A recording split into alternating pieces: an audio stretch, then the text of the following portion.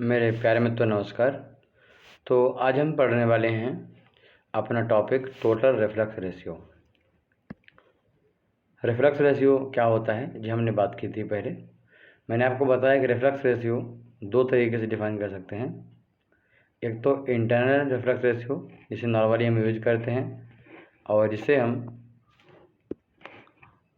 जो मैंने बात की थी, मैंने कहा कि एक तो इंटरनल रिफ्लक्स रेशियो जिसे हम आर कहते हैं, define as L/D। This is the internal reflux ratio, a simple reflux ratio, जिसके बारे में हम बात करने वाले हैं और जिसके बारे में स्टडी हम करेंगे, जिसके बारे में हमने इक्वेशन डिफाइन की, चाहे वो ऑपरेटिंग इक्वेशन हो रेक्टिफाइंग सेक्शन की। तो वो सारी इक्वेशन हमने on the basis of internal reflux ratio यानी L/D डिफाइन की। और दूसरा हमने जो रिफ्लक्स रेशियो था वो L/V, this is the external reflux ratio on the basis of amount of vapour, हमने इसके बारे में बात की।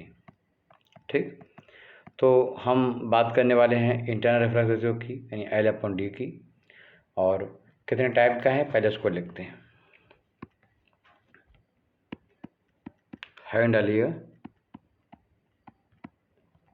Different types of reflux ratio RR, reflux ratio.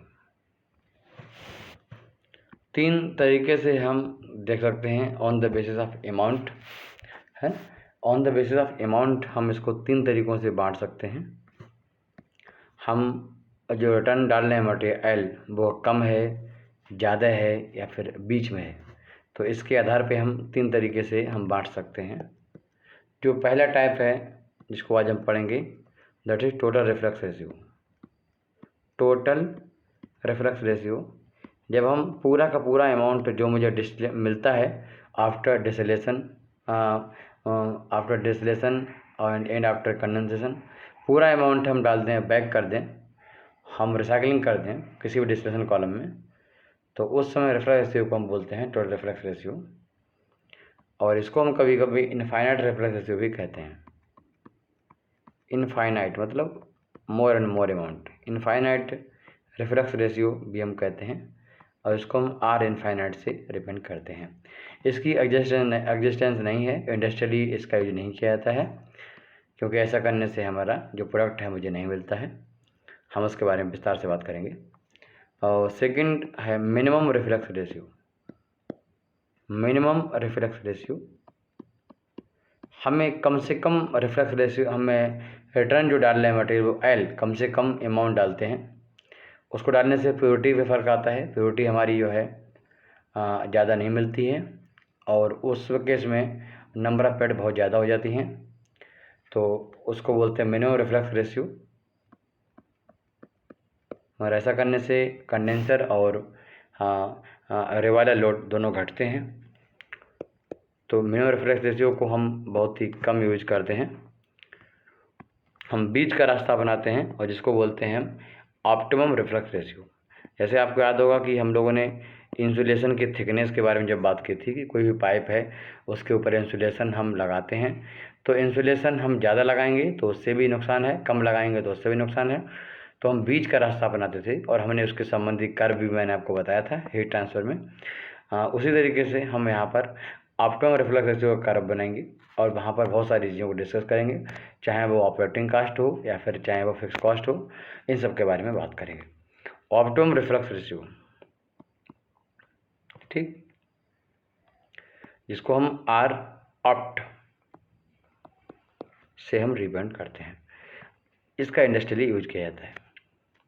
ठीक, चलिए, तो पहले हैंड डालेंगे हम, टॉपिक रहेगा total reflux ratio. Total reflux ratio, what is the meaning of this sentence? This is the first type of reflex ratio, total reflex ratio। इसको हम infinite reflux ratio भी कहते हैं, रिप्रेजेंटेड R इनफाइनाइट। देखो इसका simple मतलब क्या है कि हमारे पास कोई ये एक डिस्टिलेशन कॉलम है और डिस्टिलेशन कॉलम में जो फीड प्लेट है और फीड प्लेट पे हमने फीडिंग किया। यहाँ से जो मिला मुझे बॉटम प्रोडक्ट उसको मैंने रिवाइलर थ्रू रिवाइलिंग किया, वेपर बनाई और जो हमारा थोड़ा सा अमाउंट हमने लिक्विड ले लिया। This is the final bottom product.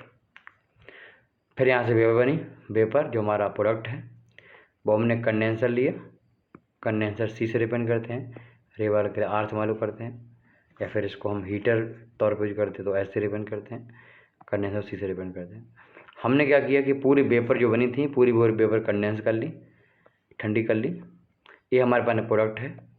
हमारे सामने कंडीशन है कि हम कुछ अमाउंट को एज ए प्रोडक्ट ले सकते हैं, फाइनल प्रोडक्ट ले सकते हैं, और कुछ अमाउंट को हम इसमें रिसाइकलिंग कर सकते हैं। इस अमाउंट आर को रिफ्लक्स कहते हैं। क्या बोलते हैं? इसको हम रिफ्लक्स कहते हैं। टॉपिक है टोटल रिफ्लक्स रेशियो। अगर हम इस कंडीशन में मेंटेन करें और जो पूरा वेपर था, मान लेता हूँ कि 100 किलोमोल पर आवर था, अगर हम पूरा का पूरा 100 किलोमोल पर आवर, एल जो है वो 100 वैल्यू हो उसकी, एल की वैल्यू कितनी हो 100 किलोमोल पर आवर, अगर हम पूरा का पूरा अमाउंट दोबारा से रिटर्न कर देते हैं डिस्टिलेशन कॉलम में, ठीक, अगर हम 100 हमने वेपर लिया था, इसको मैंने कंडेंस किया और 100 डाल दिया, इसका मतलब इधर जो हमने प्रोडक्ट कितना लिया, 0, कुछ लिया ही नहीं। अरे पूरा का पूरा अगर मैंने वापस कर दिया तो हमने फाइनल इधर कंडीशन में कितना लिया, तो आंसर है 0। सर हमने कुछ लिया ही नहीं। अगर हमें कुछ प्रोडक्ट का अमाउंट मिल नहीं रहा है, 0 मिल रहा है, तो डिस्टिलेशन हम कर क्यों रहे हैं? अरे हम डिस्टिलेशन क्यों कर रहे हैं? हम इसलिए कर रहे हैं ताकि मुझे डी अमाउंट मिले, फाइनल प्रोडक्ट मिले। उसकी प्योरिटी 95 हो सकती है, 90 हो सकती है, 88 हो सकती है, अगर कॉम्प्लेक्स है तो 75 हो सकती है, बट हमें प्रोडक्ट तो चाहिए ना। बट हमें प्रोडक्ट अगर नहीं मिल रहा है, पूरा रिसाइकलिंग कर देना है। क्वेश्चन है रिसाइकलिंग क्यों कर रहे हो, तो आंसर है रिसाइकलिंग हम इसलिए कर रहे हैं क्योंकि रिफ्लक्स डालने से प्योरिटी बढ़ती है। किसी ने बोला कि रिफ्लक्स हम इसलिए डालते हैं कि रिफ्लक्स डालने से प्योरिटी बढ़ती है। ओके, पहली वजह मान लिया। दूसरी वजह रिफ्लक्स क्यों डालते हो, देखो ध्यान देना, जो क्वेश्चन है इंटरव्यू का, रिफ्लक्स क्यों डालते हो क्वेश्चन पूछता है समझना। तो आंसर जो है कि रिफ्लक्स हम डालते इसलिए हैं क्योंकि इससे प्योरिटी बढ़ती है। बहुत अच्छी बात है, बढ़ती है।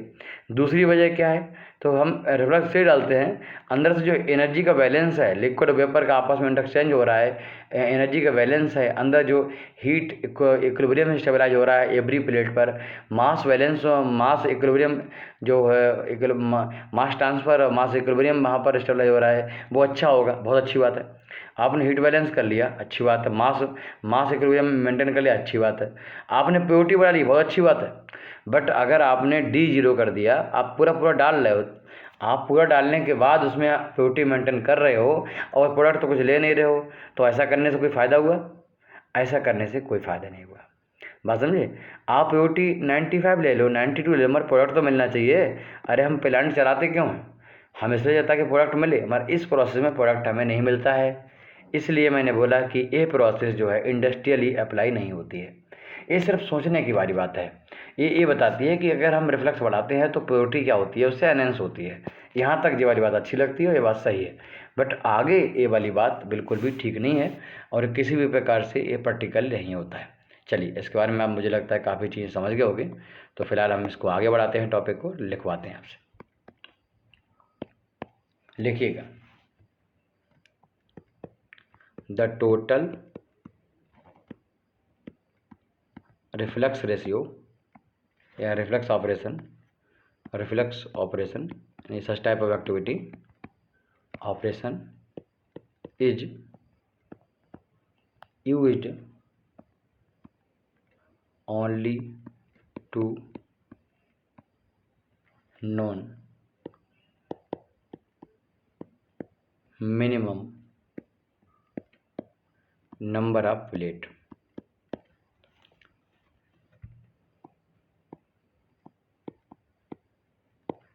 required and it is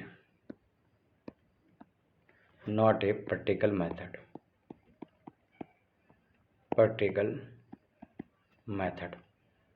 ठीक, this is not a practical method, it is only hypothetical method, hypothetical concept.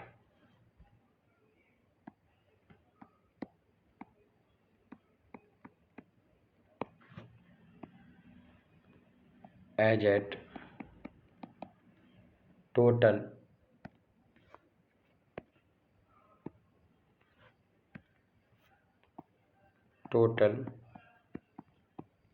Reflux condition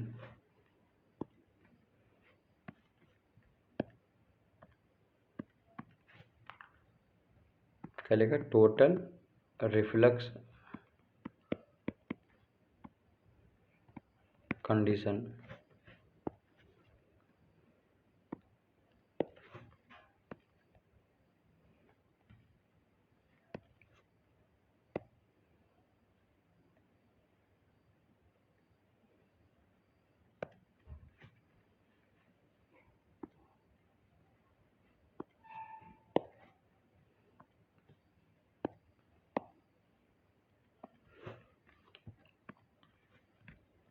to a reference condition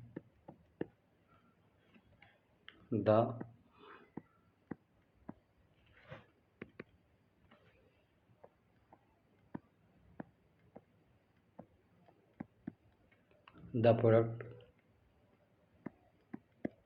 is withdrawn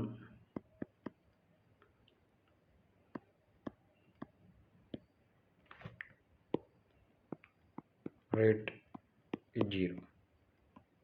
ठीक, तो हमने आपको बोला कि ये बिल्कुल हाइपोथेटिकल कॉन्सेप्ट है, ये प्रैक्टिकली पॉसिबल नहीं है, इंडस्ट्रियल यूज नहीं किया जाता है। इसका यूज हम सिर्फ ये पता करने में करते हैं कि मिनिमम नंबर ऑफ प्लेट हमें कितनी रिक्वायरमेंट है। चलिए इसका मतलब समझते हैं, क्या मतलब है इसका। कोई भी डिस्टिलेशन कॉलम अगर हमारे सामने है, ठीक, और मुझे क्या करना है, प्योरिटी बढ़ानी है। क्या करनी है, प्योरिटी अगर हमें बढ़ानी है तो मुझे दो चीज़ों पर फोकस करना पड़ेगा। पहली बात तो अगर प्योरिटी बढ़ानी है तो रिफ्लक्स रेशियो को बढ़ाना पड़ेगा, ठीक, बढ़ाना पड़ेगा। अगर हमने रिफ्लक्स रेशियो नहीं बढ़ाया, अगर हमने ए नहीं बढ़ाया, समझ गए, तो दूसरी बात यह है जो नंबर ऑफ प्लेट है एन, जिसे आप एन बोलते हो मैकअप मेथड में, इसको आपको बढ़ाना पड़ेगा। बात समझे, मैंने बोला रिफ्लक्स रेशियो आपको बढ़ाना है, अगर ये बढ़ाओगे तो कम नंबर ऑफ प्लेट से भी क्या प्योरिटी मुझे मिल जाएगी। मान लो आपने 5 प्लेट यूज कर ली, प्योरिटी आपको मिल गई 90% ऊपर डिस्टिलेट में, ठीक। मान लो एथेनॉल और वाटर मिक्सचर है तो एथेनॉल 90% कंपोजिशन का मिल जाता है। अगर आपने क्या किया है, रिफ्लक्स रेशियो बहुत ज़्यादा ले लिया है, तब लव इनफाइनाइट ले लिया है तब। अब जैसे जैसे आप रिफ्लक्स रेशियो को कम करते जाओगे, जो एन की वैल्यू है वो 6, 7, 8, 9 ऐसे बढ़ेगी। तो रिफ्लक्स रेशियो या तो आपको रिफ्लक्स रेशियो बढ़ाना है, अदरवाइज आपको नंबर ऑफ प्लेट बढ़ानी है। बात समझिए, तो हम यहाँ पर क्या करते हैं, रिफ्लक्स रेशियो को बढ़ाते आते हैं और उससे क्या होता है, नंबर ऑफ प्लेट कम होती आती है। बात समझ बात को, मैंने क्या बोला, रिफ्लक्स रेशियो को आपको बढ़ाना है, बढ़ाओगे आप तो नंबर ऑफ प्लेट कम होंगी। तो मैं क्या करता हूँ कि प्रोसेस में रिफ्लक्स रेशियो बढ़ाता रहता हूँ। फॉर एग्जाम्पल कि अगर मान लो हमने 100 kg वेपर मिली और मैंने जो लिक्विड डिस्टिलेट है वो डाला 50 kg और डी ले लिया 50 kg, और इस समय नंबर ऑफ प्लेट हमारी यूज हो रही हैं। मैं एक बहुत अच्छा एग्जाम्पल है, मैं आपको देता हूँ सही से। देखिए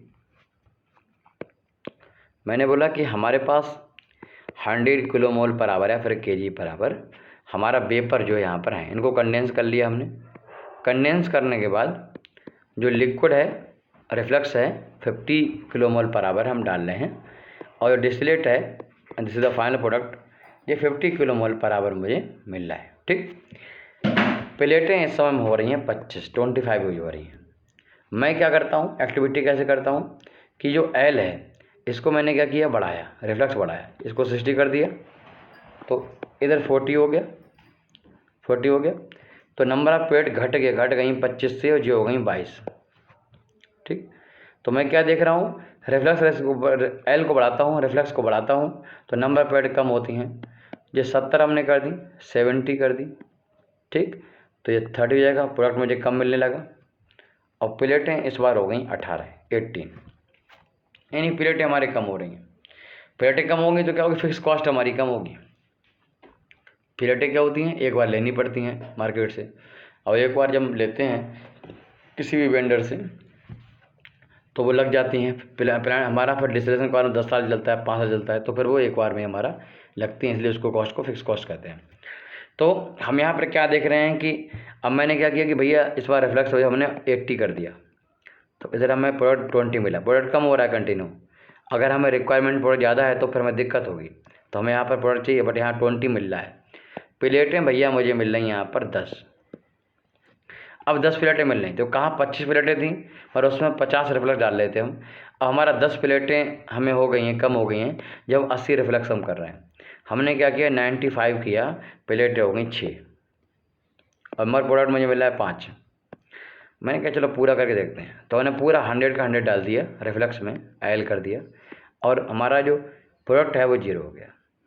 बस समझ गए, और प्लेट हो गई 5। तो हमने यहाँ पर एक्टिविटी क्या की, हमने क्या किया, रेफ्लेक्स को बढ़ाते गए कहाँ तक, जहाँ तक हमें मैक्सिमम नंबर ऑफ प्लेट हमें कम मिले। अब पूरा डाल दिया, अब तो कुछ बचा नहीं, और तो हम डाल सकते नहीं। तो ये बात बहुत सी क्लियर है, तो यहाँ पर हम इस चीज़ को समझ सकते हैं, है ना। तो हमने यहाँ पर ओवरऑल किया क्या, अब देखो इस एक्टिविटी को हम समराइज करते हैं। हमने यहाँ पर नंबर ऑफ प्लेट को मिनिमम मेंटेन किया, आपने कहा बिल्कुल सही बात है। जब हमने मेंटेन किया तो जो फाइनल प्रोडक्ट है, मुझे अब इसको लिखना शुरू करना, जी मुझे 0 मिल गया, जो फाइनल प्रोडक्ट है वो 0 मिल गया, ठीक। नंबर 2, दूसरी बात ये क्या है कि अब इसमें होता क्या है, जब आप क्या कर रहे हो कि यहाँ पर देखो, यहाँ पर क्या हो रहा है, अगर हम मान लो 100 यहाँ पर डाल रहे हैं और 50 मुझे 100 फीड कर रहे हैं, 100 हम फीड कर रहे हैं। ऐसा करने से जो हमें फीड यहाँ पर रिफ्लेक्स मिल रहा है, मान लो 50 मिल रहा है, और प्रोडक्ट मिल रहा है 50, जो भी है, मान लो प्रोडक्ट मिल रहा है मान लो 40, ठीक, और बचा हुआ 10 मुझे यहाँ मिल जा रहा है, राइट। बैलेंस इसी तरीके से होगा। इसमें क्या होता है कि हम बैलेंस करेंगे तो 100 डालेंगे, ठीक, 100 डालेंगे तो उसके हिसाब से जो बैलेंस हो जाएगा, FD और W का समेसन होना चाहिए, ठीक है। तो मान लो 50 40 तो यहाँ नीचे 60 मिल जाएगा, ठीक, इस तरीके से होगा। तो इसको दोबारा समझ लो,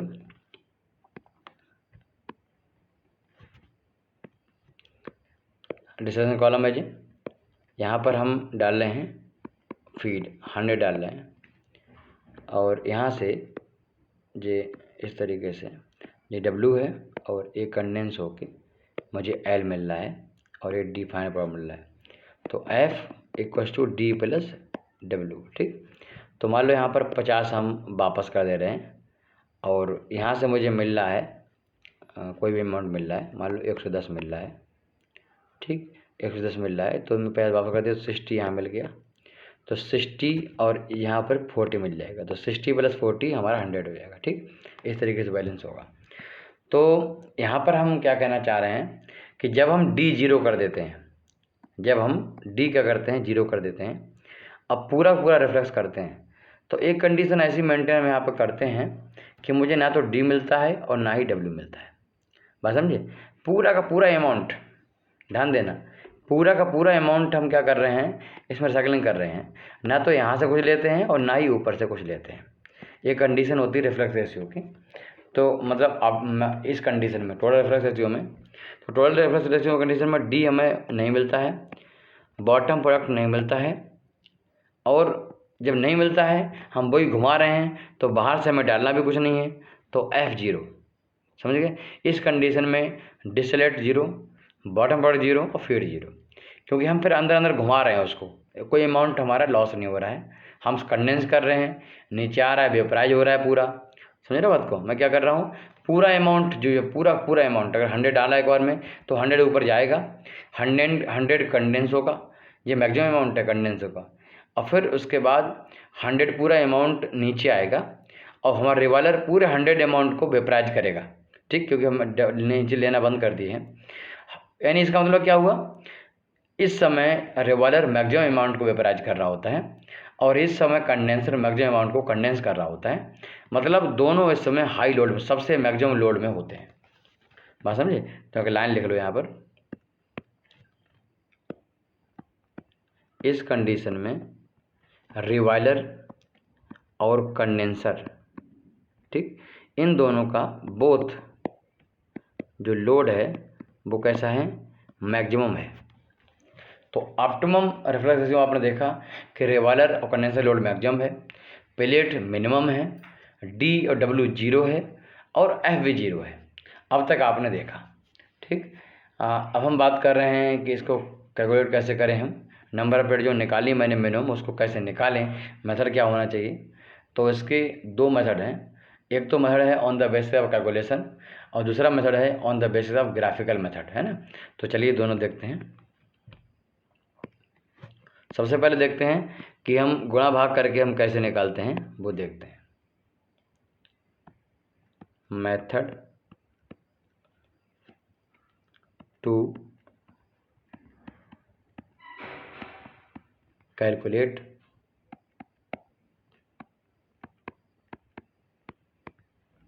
मिनिमम नंबर ऑफ प्लेट। अगर मिनिमम नंबर ऑफ प्लेट मतलब कब, मिनिमम नंबर ऑफ प्लेट कब मिलती हैं, ऑप्टिमम रिफ्लेक्स कंडीशन में। तो उनको हमें अगर पता करना है कितनी नंबर ऑफ प्लेट हैं, तो उनके कितने मेथड हैं उनको हम समझते हैं। तो जो पहला मेथड है उसको बोलते हैं न्यूमेरिकल मेथड है, इसको बोलते हैं फेन्सके इक्वेशन। फेन्सके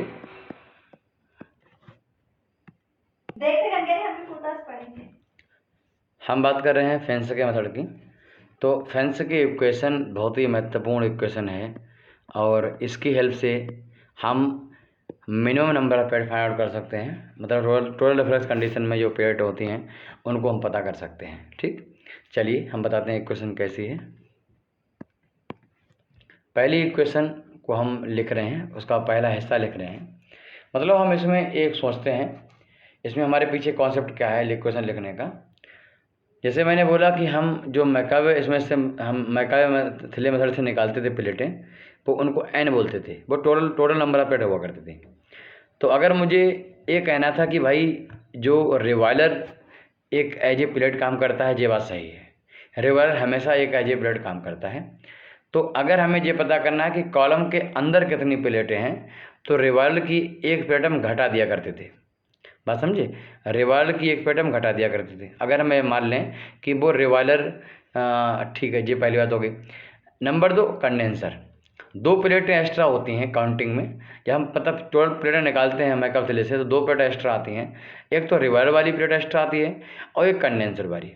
रिवॉल्वर की प्लेट हमेशा लेना है कि रिवॉल्वर एक प्लेट की तरह काम करता है, ये बात बिल्कुल सही है। मगर कंडेंसर प्लेट तरह काउंट करेगा नहीं करेगा, ये डिपेंड करता है कि वो कंडेंसर किस टाइप का है। अगर कंडेंसर पार्शियल कंडेंसर है, मतलब वो वेपर को आधी वेपर कंडेंस करता है, आधी वेपर फार्म में रखता है। जैसे 100 किलो वेपर जा रही है, उसने 80 किलो कंडेंस कर दिया, लिक्विड बन गया 80 किलो का, और 20 किलो वेपर रहा, this is called partial condenser. तो हम पार्शियल कंडेंसर की कंडीशन में हम जो नंबर ऑफ प्लेट निकलते हैं उनमें 2 माइनस करते थे। और अगर कंडेंसर हमारा पार्शियल कंडेंसर नहीं है, टोटल कंडेंसर है, तो हम ऐसे के 1 माइनस करते थे। तो इन दोनों केस के आधार पे हम उसको लिख रहे हैं इक्वेशन को, फेन्सके इक्वेशन को। देखिएगा, इक्वेशन है NM plus 1, NM minimum number of plate in case of total reflux ratio, NM plus 1 equals to, हम इसको एलन कहते हैं, मतलब लॉग बेसी X D 1 minus X D into 1 minus X W upon X W पूरे के बटे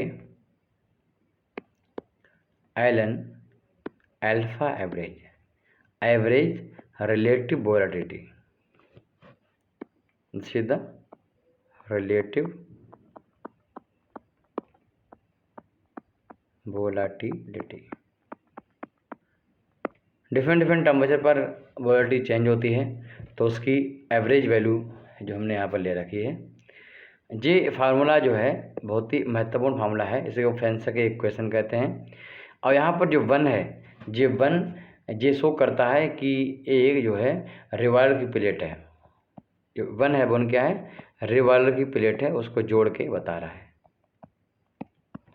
ठीक, तो अगर हम ये बोल दें कि हमारा जो कंडेंसर और टोटल कंडेंसर है, तब ऐसी कंडीशन में हमें प्लेट निकालनी है तो हम इस फार्मूले का यूज करेंगे। जो एनएम है वो कॉलम के अंदर मिनिमम नंबर ऑफ प्लेट हैं वो पता कर लेते हैं। इस वैल्यू को हम, जो राइट साइड में वैल्यू है उसको हम पता कर लेंगे और उसमें से हम फिर घटा देंगे तो मुझे एनएम यहाँ से मिल जाएगा। यहाँ से बेसिकली एनएम वैल्यू निकाल लेंगे अगर हमारा जो डिस्टिलेशन कॉलम है वो मतलब टोटल रेशियो कंडीशन में है और साथ में कंडेंसर हमारा टोटल कंडेंसर है, तब लिख लो। ये फार्मूला कब लगेगा, इफ़ रिफ्लक्स रेशियो टोटल है, या फिर इसको हम इनफाइनाइट रिफ्लक्स बोलते हैं। जब पहली कंडीशन है इसकी और दूसरी कंडीशन है कि जो कंडेंसर है वो किस टाइप का है, टोटल टाइप का है, टोटल कंडेंसर है, तब हम इस फार्मूले का यूज करेंगे। यहाँ से एनएम हम पता कर सकते हैं। ठीक, नीचे की लाइन लिख लीजिए।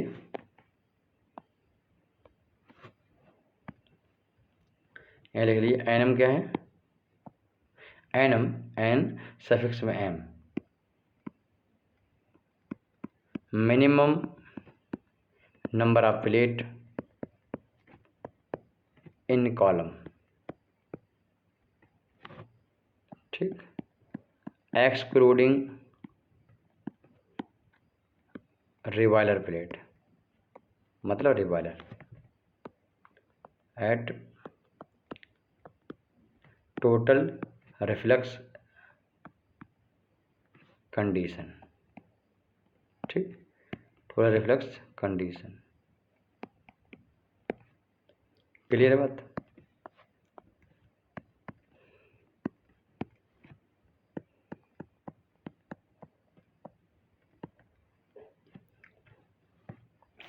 ये वाली बात आपको समझ में आ गई। जो पहला केस था, जब हमारी जो कंडेंसर था वो टोटल कंडेंसर था। ठीक, अगर हमारा कंडेंसर भी एक प्लेट तरह काम करे, मतलब पार्शियल कंडेंसर हो, तो उस कंडीशन में क्या होगा, लिखो if B use partial condenser in place of total condenser. जैसा कि हमने डिस्कस किया है कि कई बार क्या होता है कि कंडेंसर हम पार्शियल यूज करते हैं। पार्शियल कंडेंसर क्यों यूज करते हैं कि अगर कोई प्रोडक्ट हमने लिया हुआ है, अब मुझे उसका कुछ अमाउंट वेपर के फॉर्म में चाहिए, मुझे पूरा कंडेंस नहीं करना है, मुझे उसकी ज़रूरत ही नहीं है, तो हम क्या करते हैं, पार्शियल कंडेंसर यूज करते हैं। पार्शियल कंडेंसर यूज करने से क्या होता है कि जो कंडेंसर है उसका लोड कम हो जाता है। मतलब हमें उसमें अगर कूलिंग वाटर देना है, से जो हमने कूलिंग टावर से लिया है, तो उसका अमाउंट कम यूज करना पड़ेगा। कम यूज करना पड़ेगा तो कूलिंग टावर का लोड कम हो जाएगा, इससे मुझे बेनिफिट मिलेगा। कूलिंग टावर को रन करने में पैसा ख़त्म होता है।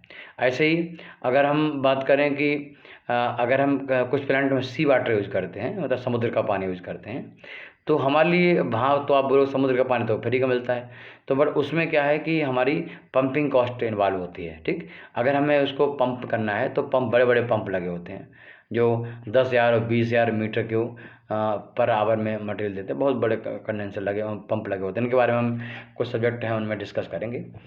जैसा कि अभी हम आयोसेल की जो इंडियन ऑयल है, बीपीसीएल है, रिलायंस इंडस्ट्री है, जामनगर रिफाइनरी दुनिया की सबसे बड़ी रिफाइनरी है, तो इन सब के बारे में मिला के एक क्लास लेने वाले रिफाइनरी के हैं, जो एक पूरा मॉड्यूल होगा पूरा, इसमें हम पूरी रिफाइनरी आपको समझाएंगे। तो वहाँ पर हमारी टीम है इस पर काम कर रही है, तो वो हम क्या है आपको जो पूरा समझाएंगे कि कैसे कैसे उसके डिफरेंट यूनिट रन करती हैं क्या है। तो वहाँ पर हम इन सब चीज़ों का जिक्र करेंगे कि कोई पंप जो होता है उसकी पंपिंग कैपेसिटी क्या है, उसकी रेंज क्या है, उस पर क्या काम चल रहा है, वो सब डिस्कस करेंगे। तो वहाँ पर आपको बेनिफिट मिलेगा समझोगे चीज़ों को। तो हमने बात की कि अगर हम पार्शियल कंडेंसर यूज कर रहे हैं in place of total condenser, तो लिखो देन फेंसर की इक्वेशन जो है वो थोड़ी सी चेंज हो जाएगी। फेंसर के इधर name of scientist, B use. तो यहाँ पर जहाँ पर हम एनम प्लस 1 यूज करते हैं लेफ्ट साइड में, तो हम क्या करेंगे, वहाँ पर हम एनम प्लस 2 यूज करेंगे, समझ गए। तो मतलब जो राइट वाली वैल्यू है वो मुझे एनम प्लस 2 की वैल्यू वहाँ मिलेगी अगर पार्शियल कंडेंसर यूज हो रहा है तब, समझ बात को। जो यहाँ पर एनम प्लस 2 है, ये इसमें क्या है, एक तो प्लेट रिवाइलर वाली है वो घट जाती है, और नंबर दूसरी प्लेट जो है पार्शियल कंडेंसर को एज ए प्लेट मानते हैं तो वो घट जाती है। तो बेसिकली जो हमारा जो राइट साइड वाला जो है फार्मूला है जो एलन वाला, उससे जो वैल्यू मिलती है वो टोटल मुझे नंबर ऑफ प्लेट के बारे में वहाँ से वैल्यू मुझे मिलती है, ठीक है। चलिए उसके लिए फार्मूला लिख लीजिए। इफ़ पार्शियल कंडेंसर, अगर पार्शियल कंडेंसर यूज हो रहा है तब क्या हो जाएगा, फार्मूला वही रहेगा, एनम प्लस 2 हो जाएगा, और इधर हमारा एलन या फिर लॉग वेसी और x D 1 minus X D और 1 minus x W upon x W बटे एलन अल्फ़ा एवरेज, ठीक। वही फार्मूला है, सिर्फ हमने यहाँ पर चेंज किया है। तो इसको सॉल्व करोगे, फॉर एग्जाम्पल मान लो इसकी वैल्यू 7 आ जाती है, ठीक। मान लो इसकी वैल्यू अगर एक स्टूडेंट का 7 नहीं आई, 6.9 आई, तो इसको हम 7 मान लेते हैं। तो अगर ये वैल्यू 7 आ जाती है तो एनम कितना होगा, तो एनम यहाँ पर घटा देंगे तो 5 हो जाएगा। तो आप बोलोगे total number of plate in distillation column in case of total reflux ratio is 5। Okay, अच्छा इसमें एक चीज़ डिस्कस कर लेता हूँ। यहाँ पर क्या है कि अगर आपको डाटा चाहिए, मतलब आपको वैल्यू चाहिए, नंबर ऑफ प्लेट चाहिए, तो आपको एक तो एक्स डी रिक्वायरमेंट है, एक एक्स डब्ल्यू रिक्वायरमेंट है, और साथ में alpha average. only 3 parameter is needed for estimating the value of number of plate in case of total reflex ratio by the help of Fenske equation, ठीक। तो ध्यान रखिएगा, अगर 3 वैल्यू आपके पास हैं तो इजीली यू कैन सॉल्व। तो पहला मेथड था फेंसके इक्वेशन जिससे नंबर ऑफ प्लेट हम निकालते थे। दूसरा जो मेथड है इसका वो है ग्राफिकल मेथड, ठीक। ग्राफिकल मेथड, इसमें हम लोग क्या करते हैं, लिख लीजिए पहले ग्राफिकल मेथड, जो मैंने आपको पिछले क्लास में दिखाया भी था कि नंबर ऑफ प्लेट हम कैसे निकालते हैं। जब ग्राफिकल मेथड, जब हमारा कॉलम रन कर रहा होता है टोटल रिफ्लक्स कंडीशन में, तो उसमें रेक्टिफिकेशन सेक्शन की ऑपरेटिंग लाइन और स्टेपिंग की दोनों कोइंसाइड कर जाती है और डायगोनल लाइन पे मिल जाती है। तो ऐसे केस में मिनिमम नंबर ऑफ प्लेट हमें मिलती हैं, हमने आपको बताया था, ठीक। चलिए हम आपको दिखाते हैं। इसको हम ऐसा करते हैं, ग्राफ पेपर ले लेते हैं।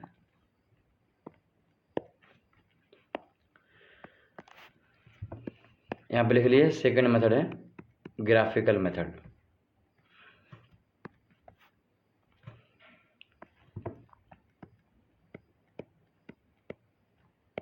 ग्राफिकल मेथड, ठीक। तो इसमें हम क्या करते हैं,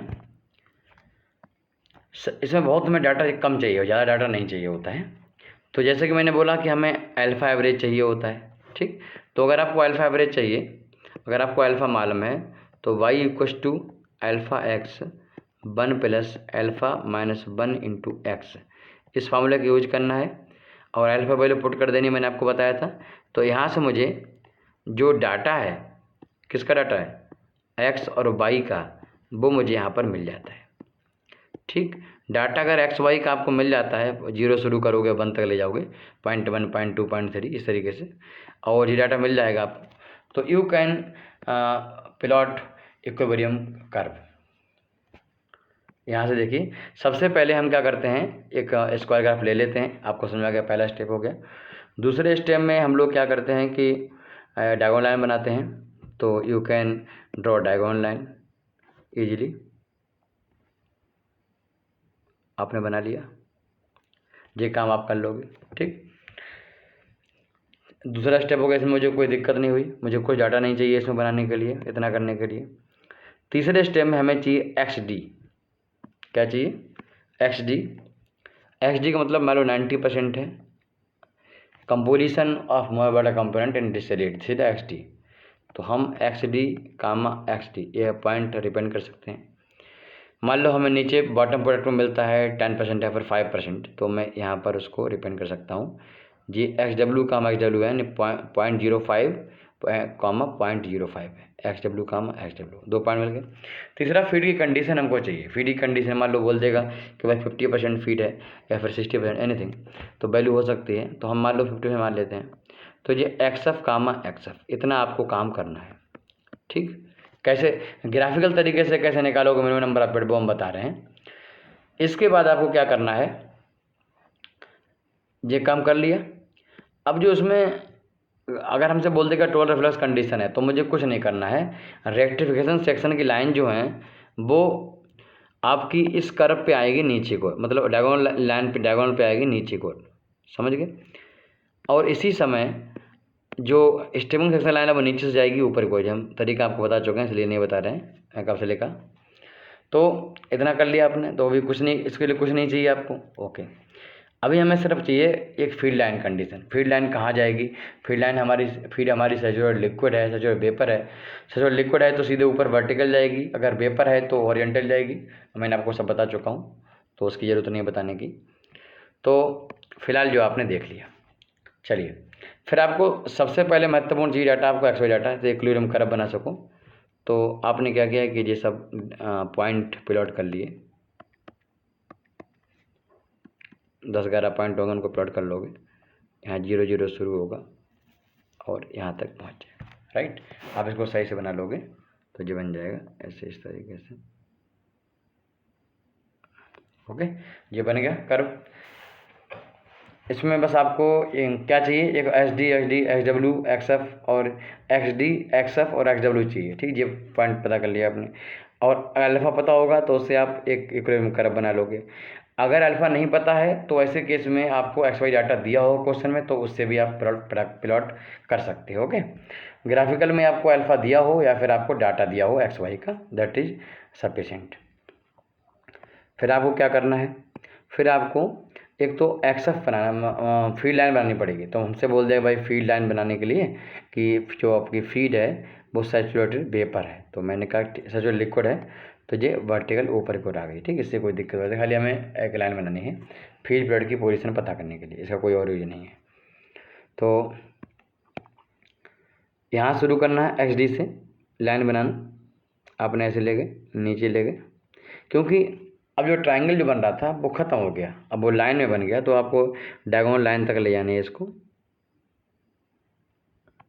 फिर इसको नीचे लाना है, फिर आपको इस तरीके से ले जाना है, फिर आपको नीचे लाना है इस तरीके से। जी आपको ले जाना है, कहाँ तक ले जाना है, एच डब्ल्यू या फिर उसके आगे तक ले जाना है।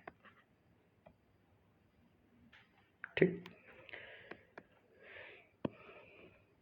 1 2 3 4 5, जो टोटल नंबर ऑफ प्लेट निकल के आ रही हैं वो 5 आ रही हैं। तो total number of plate with रिवाइलर, ओके, और विद रिवाइलर and with partial condenser plate if condenser partial type, तो जो हमारी 5 हो गई प्लेटें, समझ गए। फीड प्लेट कहाँ से जाएगी, फीड प्लेट कौन सी रहेगी, तो 1 2, ये जो फीड लाइन है वो दूसरे से जाती है, तो इसका मतलब फीड प्लेट हमारी दूसरी वाली रहने वाली है, राइट। तो हमें सब कुछ मालूम पड़ेगा कि रोल कितनी प्लेटें, 5 हुई। अब इसमें पूछे कॉलम में कितना होगा, तो आप बोलोगे इसमें 1 घटा दो, n-1 कर दो, तो ये क्या हो जाएगा, 4 प्लेट हो जाएंगी। n-1 इक्वस टू 4 आ गई। तो 4 प्लेटें कौन सी हैं, जो रिवाइलर को छोड़ के कॉलम में है वो 4 प्लेटें हैं। अगर पार्शियल कंडेंसर है तो आपको मालूम पड़ेगा n में से 2 घटा दोगे यानी 3 हो जाएंगी। तो एक तो प्लेट को हमने मान लिया पार्शियल कंडेंसर टाइप का, एक रिवाइलर निकाल दिया, 3 बची। तो कॉलम में सिर्फ 3 प्लेटें आपको लगानी पड़ेंगी जी, इससे कम प्लेटें और क्या लगाओगे, 3 प्लेटें किसी कॉलम में होती हैं क्या। तो ये जो है तरीका है, ग्राफिकल तरीके से हम निकालते हैं नंबर प्लेट। हालांकि ये डाटा 3 नहीं आता है, कभी डाटा जो है 7 आता है, 7 में 5 आ जाएंगी, 6 आता है 4 आ जाएंगी, मतलब 4 5 6 तो प्लेटें अंदर होती हैं। ठीक है, आपको समझाने का तरीका था जो मैंने आपको बताया। तो मुझे लगता है काफ़ी चीज़ें समझ आ गई होंगी। ग्राफिकल तरीका हमने समझाया हुआ है, फिर भी 2-3 लाइन लिखवा देता हूँ नए स्टूडेंट के लिए। इसमें 2 लाइन लिख लीजिए, नोट्स में आपको होनी चाहिए, लिखिएगा। ग्राफ तो मैंने बता दिया पूरा, लिखो एट दिस कंडीशन। ग्राफिकल में क्या करते हैं, at this condition by McCabe Thiele method method both operating line, मतलब स्टेपिंग सेक्शन लाइन और rectification line, rectification and stripping. अगर यूट्यूब पे देख रहे हो आप तो उसको कमेंट में बताइए इन दोनों में अंतर क्या है। ठीक, रेक्टिफिकेशन और stepping section coincide. What is the meaning of coincide, यही बताइए मुझे। कोइंसाइड मैंने आपको बताया अभी, the diagonal line so triangle is formed। जो ट्रायंगल था वो एक तरीके से फॉर्म्ड बाय लाइन। ठीक, एक लाइन ही ट्रायंगल होता है। ट्रायंगल तो लाइन को कहते नहीं है, मगर ऐसे बोल सकते हैं कि हम ट्रायंगल जो है लाइन में कन्वर्ट हो जाता है। लाइन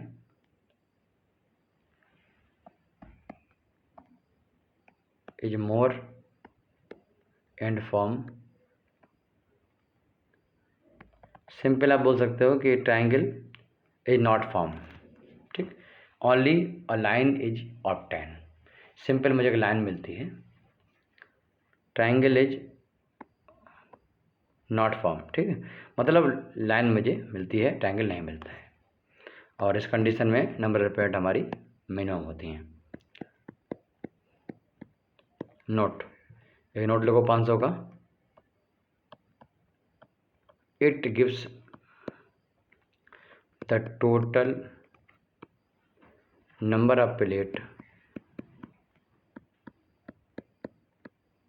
इंक्लूडिंग द रिवाइलर प्लेट। समझिए, तो जो यहाँ से वैल्यू मिलती है वो रिवाइलर प्लेट को मिला के मिलती है। अगर पार्शियल कंडेंसर है तो उसको भी मिला के मिलती है जो वैल्यू मिलती है। ये टोटल वैल्यू है, आपको एक या फिर दो इसी में से घटाना है अगर आपको जो भी चाहिए। अगर आपको चाहिए कॉलम में कितनी प्लेटें हैं तो आपको पूछोगे पहले कॉलम में बताना है। तो जैसे कंडेंसर कैसा है तो आप बोले कंडेंसर टोटल है तो ठीक है, एक घटा देना है उसमें से। कॉलम में कितनी है तो पूछे कंडेंसर कैसा, अगर बोलता है कि पार्शियल कंडेंसर 2 घटा देने का है। समझिए, देखो बार बार मैं समझाता हूँ जिससे कि आपके दिमाग में जब पूरा बैठ जाए। Always line make up to XW are some next XW। जो ट्रायंगल बनाना है मुझे वो कहाँ तक ले जाना है कि अगर ये मान लो यहाँ पर गिरता है लास्ट में, यहीं पर XW वाला पॉइंट, XW कामा XW तो ठीक है छोड़ दीजिए। बट अगर XW कामा XW को थोड़ा आगे है तो आपको ट्रायंगल एक नया फॉर्म करना है तो XW तक ले आना है। जैसा कि मैंने आपको यहाँ पर बताया कि देखो यहाँ पर क्या हो रहा है कि XW पीछे रह गया। हमने ट्रायंगल बनाया, यहाँ ट्रायंगल XW से पहले आया, ट्रायंगल की जो लाइन है वो XW से पहले आई, अभी XW आगे है। तो इसका मतलब मुझे एक ट्रायंगल और बना लेना है, XW तक ले आना है या फिर उसको पार तक ले आना है, तभी जो हमें टोटल नंबर ऑफ प्लेट मिलेंगे। एवरी ट्रायंगल एक नंबर ऑफ प्लेट को रिप्रेजेंट करता है। तो ये था आज का लेक्चर जिसमें हम लोगों ने पढ़ा टोटल रिफ्लेक्स रेशियो, और इसमें हमने काफ़ी चीज़ें समझी, बहुत सारी चीज़ें समझी हमने। हम बिल्कुल चीज़ों को ओपनली समझाते हैं, आपको प्रैक्टिकल अप्रोच समझाते हैं। तो अगर आप हमारी क्लास को यूट्यूब पर देख रहे हो तो हमारा आपसे रिक्वेस्ट है कि हमारी एप्लीकेशन डाउनलोड करिए, केमिकल गुरु। केमिकल गुरु इंडिया का मैप बना होगा। जो एप्लीकेशन है जिसमें हम केमिकल इंजीनियरिंग के 30 सब्जेक्ट आपको पढ़ाते हैं। 10 सब्जेक्ट केमिकल इंजीनियरिंग के डिप्लोमा, BSc, BTech के लिए, और आजकल गेट के बहुत सारे स्टूडेंट ज्वाइन कर रहे हैं। अभी हम जल्द ही इस क्लास को गेट के लिए अपडेट कर रहे हैं। बट क्या है कि वो लोग इसकी क्वालिटी समझ रहे हैं इसलिए ज्वाइन भी कर रहे हैं। वो लोग समझ रहे हैं कि वास्तव में एक कंटेंट बहुत ही सुपर है और वो समझते हैं। हम आपको पहले theory plus numerical plus previous year question और फिर लास्ट में गेट के 30 ईयर के क्वेश्चन के सोल्यूशन भी देते हैं।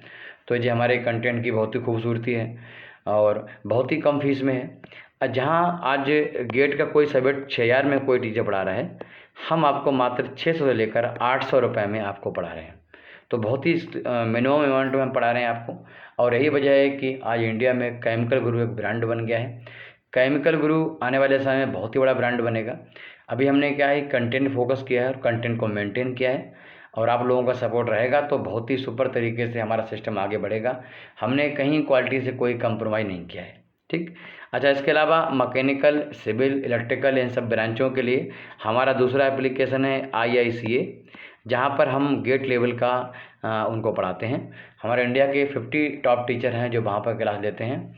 इसरो का, DRDO का, कोई भी चाहे टेक्नीशियन, चाहे वो जूनियर इंजीनियर, चाहे वो इंजीनियर, इन सब एग्ज़ाम के लिए जो पेपर होते हैं उन सब के लिए इंडिया के टॉप एक्सपर्ट टीचर हैं जो हमारे दूसरे एप्लीकेशन IICA पे आपको पढ़ाते हैं। तो आप लोग ज़रूर दोनों एप्लीकेशन डाउनलोड करिए, IICA और कैमरा गुरु डाउनलोड करके उसको प्रोफाइल फिल करिए, तो फ़ोटो लगा लीजिए अपना, और जो भी क्लास आपको परचेज़ करनी है स्टोर में जाके आप परचेज़ कर सकते हो। अच्छा, इसमें क्या है कि पूरा प्रोफाइल भर लेना है आपको, जो भी इसमें डाटा रिक्वायरमेंट है। और इसमें जब आप उसको डाउनलोड करते हो तो उसमें एक ऑप्शन आता है कि एज ए पेरेंट, तो उसको क्लिक नहीं करना है आपको, क्योंकि आप किसी भी स्टूडेंट का अगर फादर हो तब तो आपको उसको क्लिक करना है, अगर आप स्टूडेंट हो तो उसको क्लिक नहीं करना है। ठीक, इस तरीके से डाउनलोड करिए हमारा एप्लीकेशन और बने रहिए हमारे साथ, सपोर्ट करिए हमें। हम जो क्या है कि टीचर कोई बहुत बड़े बिजनेसमैन नहीं है और बहुत पैसा नहीं है हमारे पास, हमारा प्रयास है। हमने केमिकल इंजीनियरिंग के स्टूडेंट के लिए 10 सब्जेक्ट के लिए 15,000 से ज़्यादा का घंटे का टाइम दिया है। हम एक नॉर्मल टीचर हैं तो हम टाइम दे सकते हैं अपना, पैसा हमारे पास नहीं है। और जो लोग इन्वेस्ट करना चाहते हैं पैसा, उनको मैंने मना कर रखा है कि भाई हम जो भी करेंगे अपने दम पे करेंगे और हम अपने बच्चों के लिए करेंगे। ठीक, हम किसी भी और कोचिंग ज्वाइन करने के रेडी नहीं हैं। जो इंडिया की टॉप कोचिंग है वहाँ से ऑफ़र मिलता है कि सर हमारे यहाँ पढ़ाइए, उनको सीधे क्लियरली मना कर दिया है कि हम कहीं भी नहीं पढ़ाएंगे, हम अपने बच्चों को पढ़ाएंगे, मिनिमम फीस में पढ़ाएंगे, अपने तरीके से पढ़ाएंगे और धीरे धीरे हम यहीं से ग्रोथ करेंगे। ठीक है, तो हमारा सपोर्ट करिए और बने रहिए हमारे साथ। आप सभी का बहुत बहुत धन्यवाद हमारा सपोर्ट करने के लिए और हमारी क्लास को बहुत ज़्यादा स्प्रेड करने के लिए। नमस्कार, जय हिंद, जय भारत।